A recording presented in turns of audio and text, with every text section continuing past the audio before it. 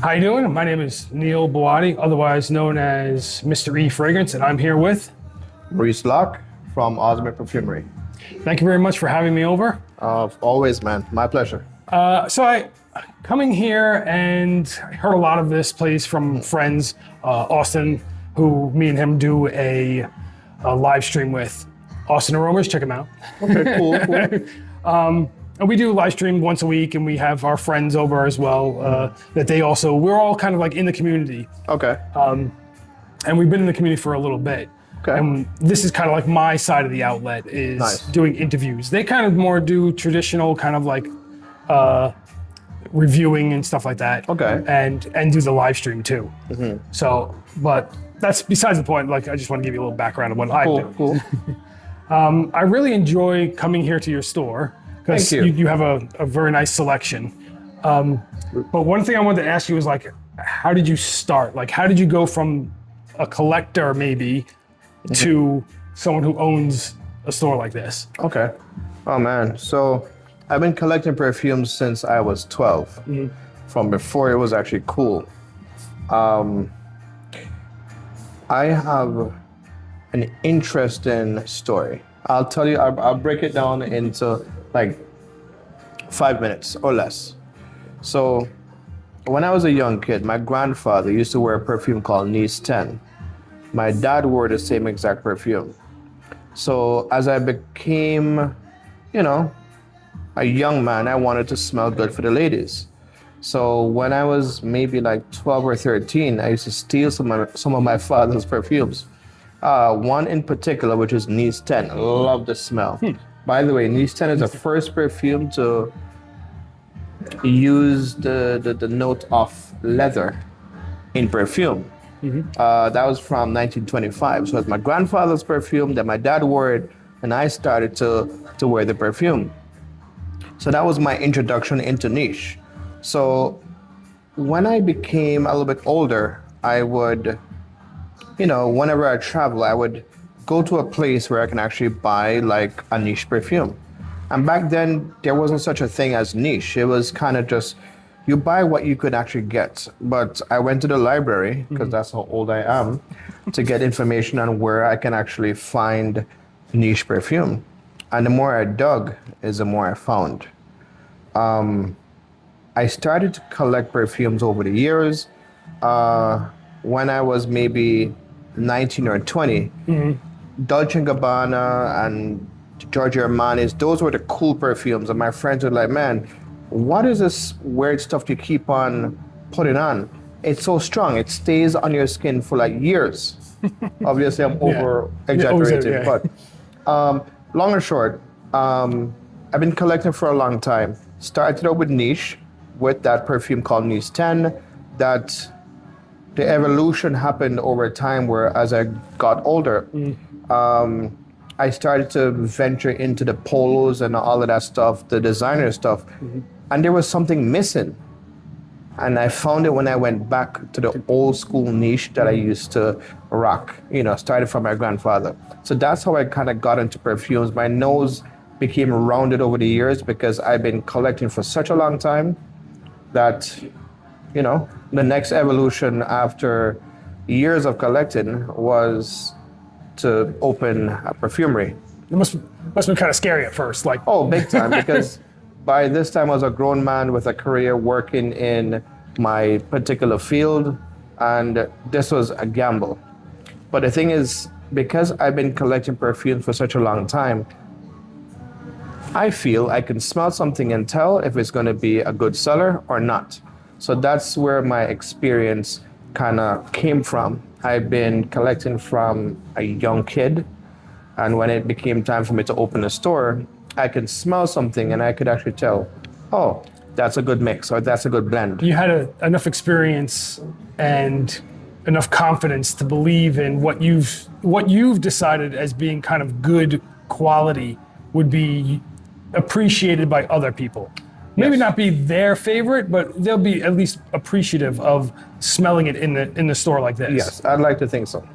And then that kind of like brings me to another question I had. I was going to ask it later, but I'll ask it now. Sure. A scent memory. Oh, man. Like you said, a niche, that first Knize Ten. Knize 7. Knize Ten. Knize 10. Yeah. I don't know if you Knize 10. Knize 10. Yes. Is that kind of like your first scent memory now? Or like whenever you smell maybe a type of leather, you're like, that brings me back to right there, to Knize So 10. I would say definitely Knize Ten is one of my first memories of a real well-blended niche perfumes. Niche perfume. There's some others like Dracoir Noir and Lapidus and Jupe. That was loud and in your face, and I don't know what the hell I was thinking. When I was in high school, that Jupe was the rage, and I couldn't stand it. It was too much for me. At least It was that 70s, 80s powerhouse. Yeah. But you know what? I always went back to niche. I always went back to Knize 10. And Knize 10 is, believe it or not, is where a lot of brands, especially the ones that concentrate on leather, like for example, Tom Ford's Tuscan leather started from Knize 10. And if you think about it, like there's a lot of things that smell kind of similar to Tuscan leather that are all kind of riffing off of that is actually a riff off of Knize 10.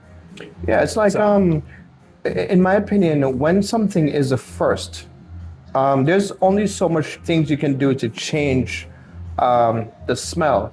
So you can have an inspiration, and while it's not a dupe, you use that as a benchmark to build on, to add levels to it, to make it, either you're gonna add some fruits or some vanillas, or a fougere touch on it. You make it your own. So you take the style, you add things to it, and I think that's what a lot of these companies have actually done. To where, for example, Tom Ford's Tuscan leather was such a success. From that, they toned it down and made ombre leather. So to me, it's not a copy. It's more of an evolution of something that was done, and now you're taking it to a different level. But I hear a question coming. Yeah, like it makes you think, like, did Tom Ford smell Knize 10 first, you think? And then that's where he got the idea to do Tuscan leather? I'm sure. Probably, probably. He's an amazing guy. He's very well traveled, that's for sure. So there's a chance that he might. And he has an amazing nose. Yeah, he does. So even though he's not the perfumer, he knows how to tell the perfumer exactly what to do and how to do it and what he's looking for. And that's what a creative director behind a brand is supposed to do. Yeah. Yeah. Like, started off with doing M7 and kind of just made his name building off of those line, and then made his own line. Yeah. So as we spoke before, it's interesting how sometimes the fragrance world is a couple steps behind. And I'll explain what I mean. Like M7 is like, people, when it first came out, a flop. Exactly. But nowadays people appreciate it for what it is, because they've grown to appreciate different qualities other than just the standard what Acqua di Gio smells like. Yeah. But even Acqua di Gio probably at one point was probably, this is revolutionary when for that time. For that time. Yeah. So it's crazy and interesting how things kind of change, because when M7 came out, people were like, oh my God, this is the worst smelling thing I've ever smelled. This is oud. Oh my God, what is oud? And at that time, no one was actually wearing oud. Now when you smell M7, it's an oud accord, not necessarily real oud. Cypri oil, isn't it? Maybe, I'm not sure. But the point that I'm making is when it came out, it was the first for the Western world at that time. Yeah. And people were so shocked and surprised that it was being used. But now, man, companies have overtook that so far. When you see like designer brands saying they have oud in there, like going back, because it was long, like shunned and moved away from. Yes. I think Coach tried to do their brand of oud, and it wasn't very well received at the time. But now they're going back to it. YSL went back to it with Elixir, right? Yes. I forget. There's a few others that have kind of gone back to it, and I've started to put oud accords. Granted, it's not real oud, it's Cyparol, most of that stuff, but it's still an accord that kind of mimics the oud. So I was saying the evolution of oud is an amazing thing. It just shows how over time we appreciate different things. Things that we didn't appreciate then, we now appreciate it now. Yeah. So it brings me to another question was, what was the first brand that you wanted to make sure you had inside the store? Oh man, that's a tough one. I'm not gonna lie and tell you that it was one. It was a few. So Amouage was one, because they just had some iconic perfumes at the time. MDCI was another one. I opened a store maybe It's like 9 years ago. Yeah. Match de Bicali was another one that I wanted to make sure, because that to me, it still is super niche.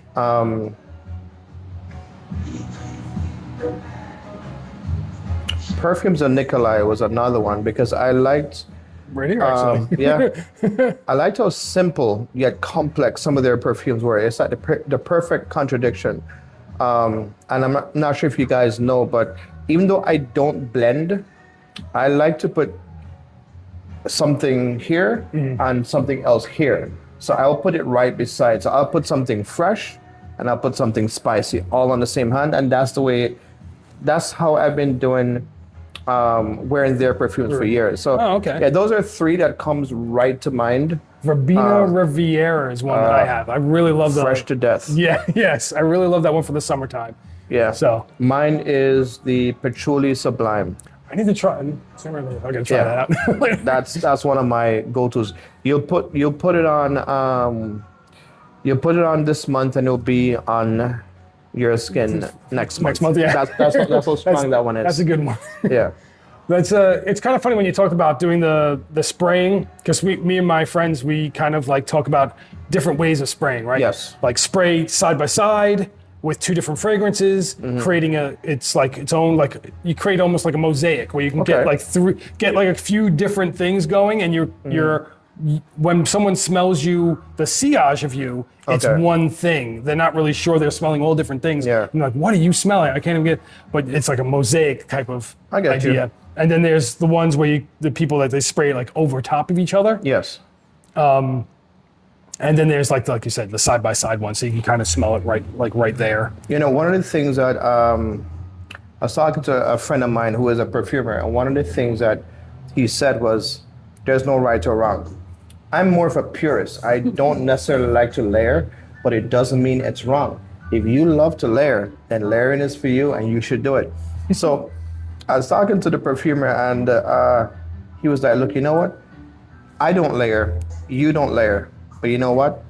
If clients want to layer, let them layer." Something like one of the brands actually right down here, Yes.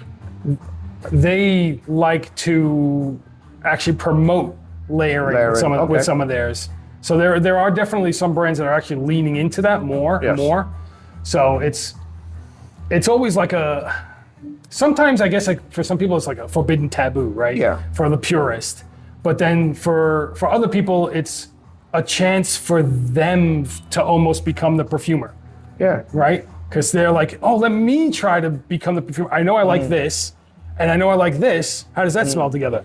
Oh, that smells great. I love that. Okay. I agree. There's no right or wrong. Yes. I think perfume is a cocktail that we can mix any way that we want to. And that's one of the great things about perfumery, right? Because it's such a personal journey. A lot of times, it can be like this same fragrance to somebody may be the greatest fragrance ever, but it also to another person might be the worst fragrance ever, but just because of their kind of scent memory, their experience they may have had with something that's in this that either brings them back to a positive memory, and then when it brings it back to a positive memory, they're instantly, I love this fragrance. But if it brings it back to a negative memory, they're instantly like, I hate this. It's like, it's always kind of funny because you see people, I imagine you see it over and over and over again, people instantly, oh, I love this. And then I hate this. This is disgusting. Mm. So for you, I can imagine you see that on a daily basis, and it's just like, oh yeah,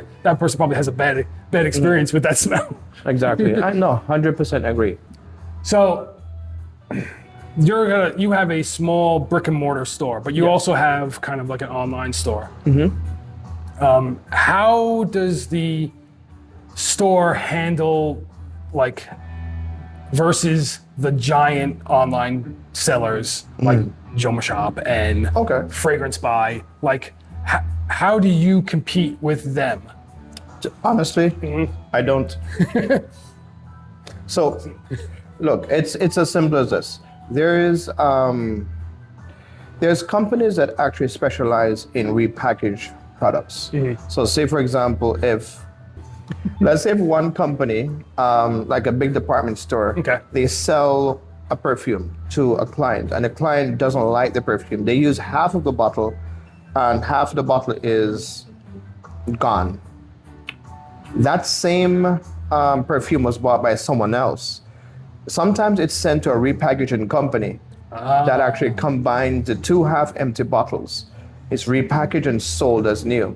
What they do sometimes, they will take, for example, after they've repackaged and put the essences from both bottles into one, they'll turn it upside down and they'll spray it. What they're doing is getting the air out of the perfume. To make it almost like it's unused. So you know when you buy a new perfume and the first spray, nothing comes out. Second, barely, and then the third, it starts to come out a lot stronger.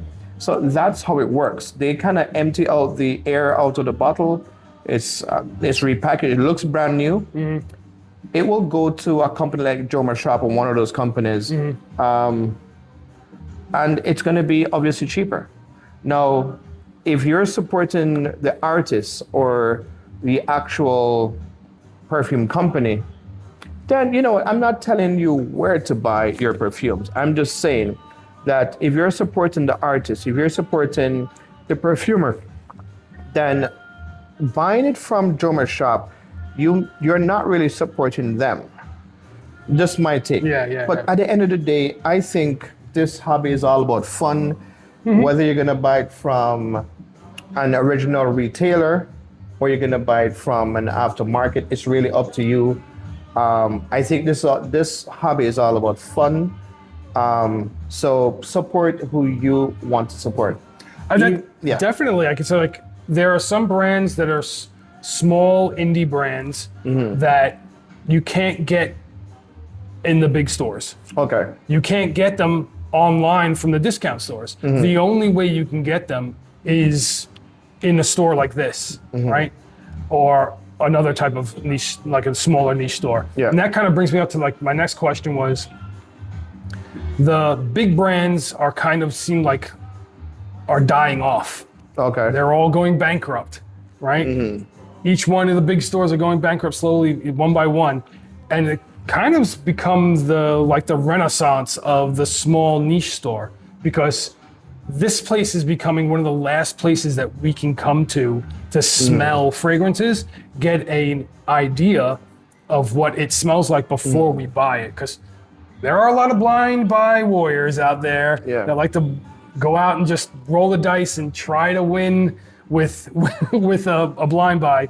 But there's also a lot of people that like to be informed shoppers. Of course. And have you seen an increase?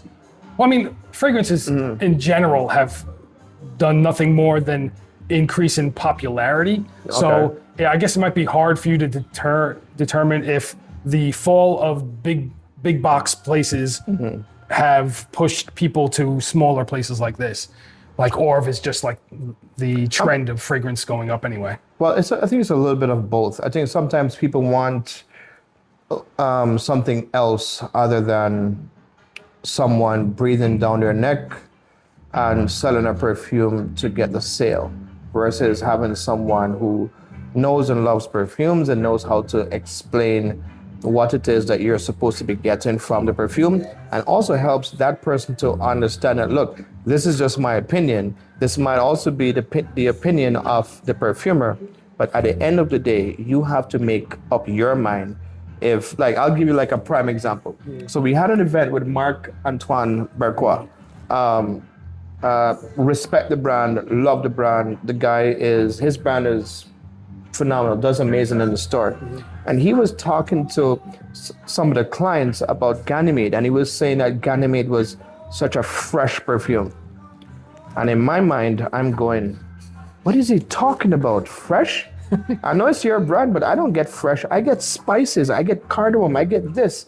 And it just dawned to me once again, everyone has a different experience based on what they're smelling, and there's no right or wrong. It's just your truth or his truth. Yeah. And whichever truth you kind of want to go with, that's the one that you should go with. Yeah, that is kind of crazy. Like, you would think it like it's completely a fresh fragrance and not pick up any of the... Yeah, and he's the owner, and he was talking about the brand, and it just goes to show you everyone has a different interpretation on what they're smelling. Yeah. It's no right or wrong. It's just what works for you. Yeah. Yeah. True. If someone came in here and was unsure about trying something new and trying something like that's kind of standing out to you, what would you kind of nudge them in the direction of? Well, that's the thing. When people come in, I rarely my questions are normally, what are you in the mood for? Or, give me a perfume that you have already that you love, that you'd like me to show you something similar, maybe with a twist. So I would ask a couple of questions just to find out what exactly they're looking for. The thing that I do not do ever is go, hi, this is the latest release from such and such. No, that's how you do it at a department store. This is a curated experience where I'm asking questions to find out what you like, what you don't like. And then sometimes I might push the envelope a little bit. If someone says that they like oud, and they tell me that they like Maison France Cordion, I might be like, okay, in my mind, I know, okay, they like an oud accord, not real oud, so I'll know what to show them. And then I would actually dare them. I have my ways of getting people to try things that they wouldn't touch with a 10-foot pole. I would say something like, you know what, I would show you this, but I'm not sure that you're ready. And they're gonna be, of course I'm ready. I was born ready. Yep. And then I'll explain to them, look, the reason why I said that is because this is more animalic, and I'll explain what animalic perfume is, and then I would give them a range of different types of oud. I'll ask them maybe from 1 to 5, give me a number that you feel safe smelling. And if they say like a 5, I'll show them Cambodian oud from Ormond Jade. If they say a 1, I would show them Rose Oud from Fragrance de Bois, because there's levels. So it's all about helping the client to understand what they like, what they don't like. And even if they don't buy anything, they leave with so much knowledge and an appreciation for what niche and indie perfumes are all about. Yeah. So it kind of brings me to a question, like, what is niche to you? Oh, man. So, because niche is like a term that they like to put on to things to almost give it just a like designer or niche. They just want to have a classification of something. But for you, what is really niche? So I think if you go into the perfume dictionary, it just tells you a niche brand is a brand. Actually, let's flip the script. If you had all the money in the world to buy a watch, if you were a watch guy, what watch would you buy? I'm not really a watch guy. Give me anyone. So all right, I'm gonna give you 3 watch companies and choose one. Okay. Patek Philippe. Okay. Audemars Piguet, Rolex, Omega. That's 4. So pick any one of those. So going on base name recognition alone, you would automatically think Rolex. Okay. Yeah. Perfect. So all 4 of those brands, they only do one thing, which is make watches. So those are niche watch companies. To me, that's how it works. So it's a company that only does one thing. So when it comes to perfumes, a perfume company like Perfumes of Marley, which is still niche, even though they became very commercial, They're commercially successful because people all over the world like their perfume. It still is a niche perfume because they mostly only do perfumes. Yeah. So a niche perfume company is one that only does perfumes. Is it kind of like? Oh, sorry. And one more thing. Sure. And a company, say for example, like Cartier, that has an amazing watch company, watch called the Tank and the Santos. They make niche-like watches. So just like in the perfume world, you'll have like Tom Ford or Louis Vuitton. They make niche-like quality perfumes. Not niche in the traditional sense, but niche quality. So just adding the quality part, kind of like it keeps it in the niche kind of niche realm, where, but it's not really niche. Because if you even think about it, like Parfum de Mali now being owned by a non-niche company, like one of the biggest conglomerate companies of cosmetics.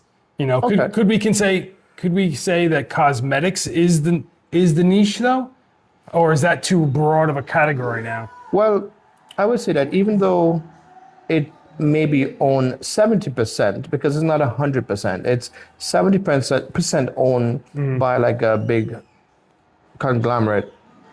The creative direction behind it is still niche. Still niche. Yeah. Okay. And it's just, I always say, it's just my opinion. It's never fact. It's true. Yeah. Kind of the last question I have Sure. is, what's like your current obsession, fragrance-wise? Oh man.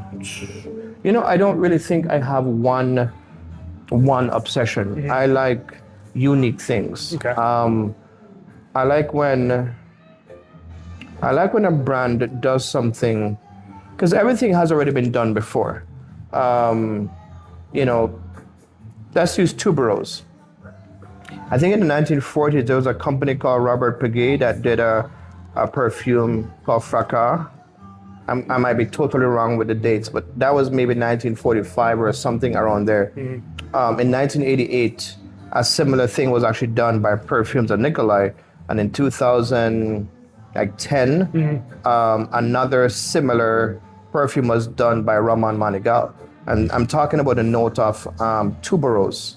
So none of those were copies of each other. They were just evolutions in the way how one note can be perceived by adding different things to it. So for me, it's all about things being redefined and elevated to be very different. I love spices. So maybe that's why I brought in Amouage with the frankincense and myrrh from day one.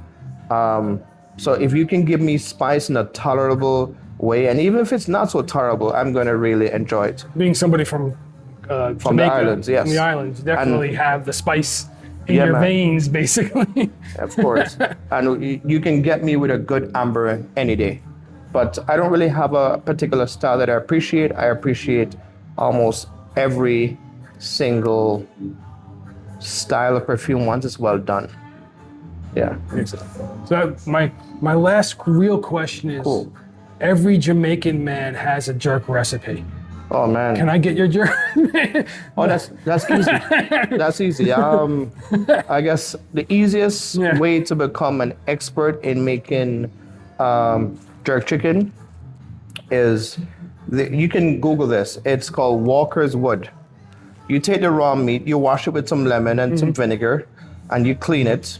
Salt, pepper, chicken seasoning, and you put some mild Jamaican jerk sauce.